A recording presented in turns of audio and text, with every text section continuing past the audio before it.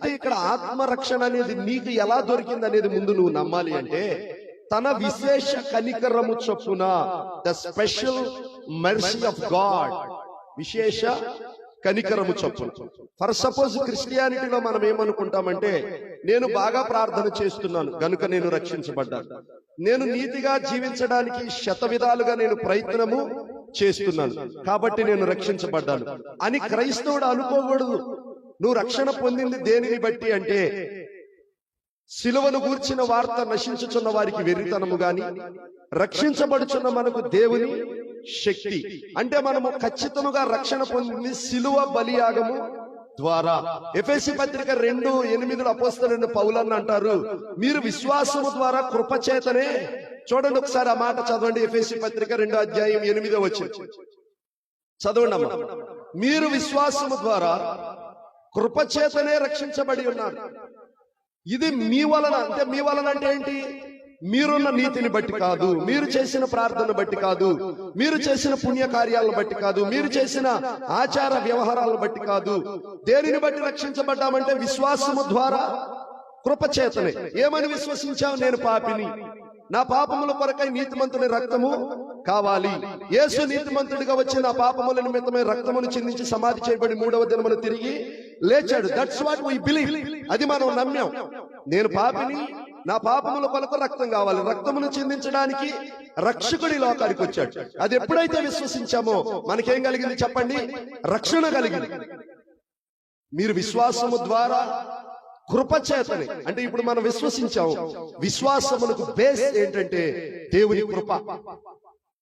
కృప లేనిదే మన విశ్వాసానికి ఆధారము లేదు. కృపే కదా శరీరమును ధరించి లోకానికి వచ్చింది. కృప కదా శరీరమును ధరించి లోకానికి వచ్చి ఆఖరి రక్తపు బొట్టు వరకు రక్తమును చిందించి సమాధి చేయబడి 3వ దినమున తిరిగి లేచి తనను శిక్షించిన వారు కూడా భయపడిపోతుంటే, మిమ్మల్ని నేనేమి అనను, మిమ్మల్ని క్షమించానని యేసు ప్రభువారు ఆనాటి యూదులను క్షమించడానికి గల కారణం ఏంటంటే దేవునిలో కృప ఉంది.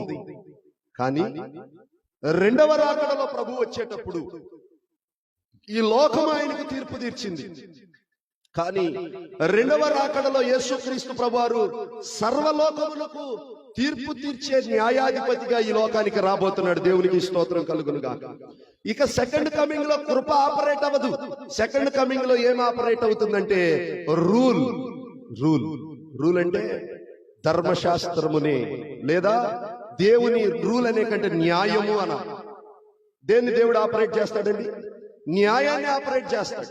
కాబట్టి యేసుక్రీస్తు ప్రభువారి రాకడకు ముందు ఏమనుకోవద్దు, మన పోకడకు ముందు మనం ఏం పొందాలి? రక్షణ పొందాలి. ఈ రక్షణ దేని ద్వారా మనకు కలిగిందయ్యా మనం ఆలోచన చేస్తే పౌలు గారు ఆ విషయాలు ఇక్కడ వివరిస్తాడు. మనం చూద్దాం. 3:4 నుండి చదువుదాం. మన రక్షకుడైన దేవుని దయయు మానవుల ఎడలున్న ఆయనకున్న ప్రేమయు. ఏమండి, దేవుడికి మానవుల ఎడల ప్రేమ ఉందా లేదా? ఉంది. నేను నిన్ను ప్రేమించుచున్నాను గనక మానక నీ ఎడల కృప చూపుచున్నాను. కృప చూపుటకు దేవునిలో ఉన్నదేమిటంటే లవ్. ప్రేమ అన్నిటినీ కప్పును. అయితే మన మానవ సంబంధమైన ప్రేమ వేరు, దేవుని ప్రేమ వేరు. దేవుని ప్రేమను ఏమన్నారంటే agape love, the love of agape. అంటే వితౌట్ ఎక్స్పెక్టేషన్, ఏమాత్రము కూడా ఆశించి ప్రేమించని ప్రేమను ఏమన్నారంటే అగాపే లవ్, దేవుని ప్రేమ. ఈ ప్రేమ మానవుడిలో ఏమైందంటే ప్రత్యక్షమైనప్పుడు, ఆగమ్మ, ఈ ప్రేమ ఏమైందండి? ప్రత్యక్షమైంది. అంటే ఇంతకు ముందు దాకా ప్రేమకు ప్రత్యక్షత లేదు. అందుకే ఆ వాక్యమే శరీరధారి అయి కృపాసత్య సంపూర్ణుడుగా మన మధ్య నివసించిన అనే దానికన్నా ప్రత్యక్షమైంది. The invisible love demonstrated as a visible.